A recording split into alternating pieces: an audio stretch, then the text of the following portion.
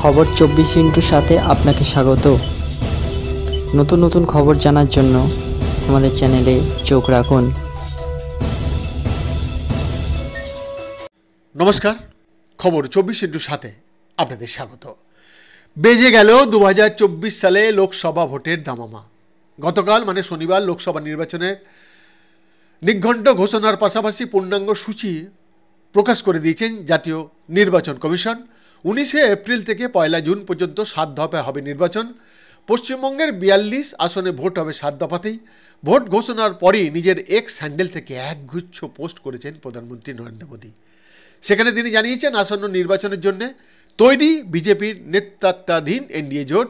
সেই সঙ্গে তার সরকার 10 বছরে মানুষের বিশ্বাস কীভাবে অর্জন করেছে সে কথাও তুলে ধরেছেন এবং বিরোধীদের দিশাহীনতা নিয়ে খোঁচা দিতেও ছাড়েননি। লোকসভা ভোটের ঘোষণার পর মোদী এক্স হ্যান্ডেলে লিখেছেন, গণতন্ত্রের সবথেকে বড় উৎসব শুরু হয়ে গেল। জাতীয় নির্বাচন কমিশন 2024 সালে লোকসভা ভোটের নির্ঘণ্ট ঘোষণা করে দিয়েছেন। বিজেপি এনডিএ এই নির্বাচনে প্রতিদ্বন্দ্বিতার জন্য পুরোপুরি তৈরি।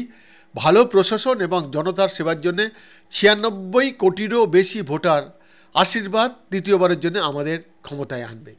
এরপরের টুইটে গত 10 বছরে নীতিপঙ্গুত্ব থেকে তার সরকার কিভাবে দেশকে এগিয়ে নিয়ে গেছে সে কথাও জানিয়েছেন। পাশাপাশি 400 আসন জেতার ব্যাপারেও আত্মবিশ্বাসী দেখিয়েছে তাকে। এই নিয়ে মোদী এক্স হ্যান্ডেলে লিখেছেন, প্রত্যেক ভারতীয় বুঝতে পারছেন সৎ, দৃঢ়প্রতিজ্ঞ এবং শক্তিশালী সরকার কত কিছু করতে পারে।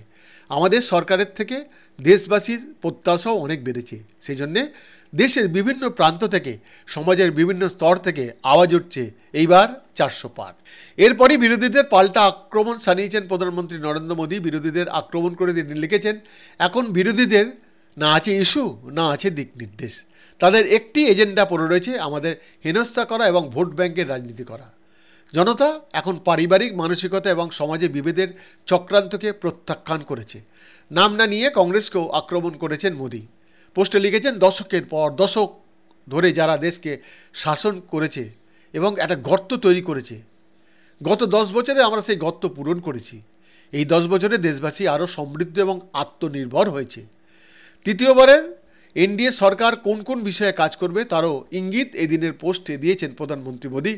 তিনি লিখেছেন, এনডিএ সরকারের তৃতীয় টার্মে গরিবী এবং দুর্নীতির বিরুদ্ধে লড়াই আরও জোরালো হবে। আমরা ভারতে বিশ্বের 3য় বৃহত্তম অর্থনীতিতে উন্নীত হব। তরুণদের স্বপ্ন পূরণের জন্য আমাদের চেষ্টা কিন্তু জারি থাকবে। বৈদ্যনাথ রিপোর্ট, খবর 24/7।